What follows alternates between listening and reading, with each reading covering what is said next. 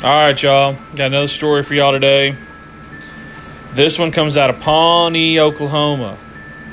And I'm not exactly sure. I'm not been out to Pawnee one time in my life.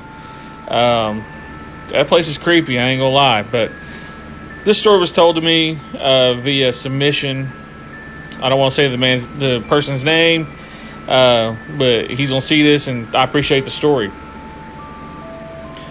So, him and his cousins was gonna go fishing, and I cannot pronounce his name. Calute Bridge.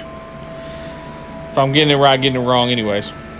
So they go fishing, and they're not really having a lot of luck, and so he decides to kind of go over here to this other area, and his cousins were over here. So he makes his way, and it's near kind of an old swimming hole, I guess, that maybe Pawnee City or City of Pawnee was used to have, or run.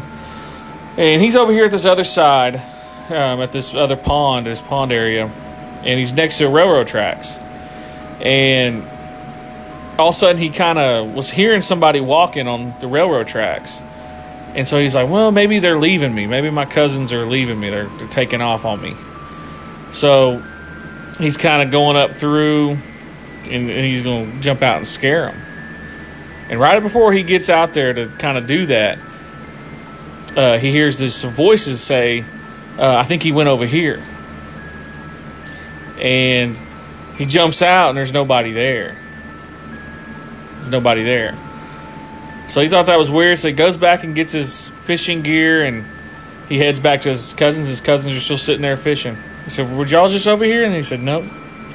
So I don't know what that is. I always like those stories where they kind of, you don't really know what's what, but I appreciate that story. And if you got a story similar to that, or if you're in the Pawnee area, let me know.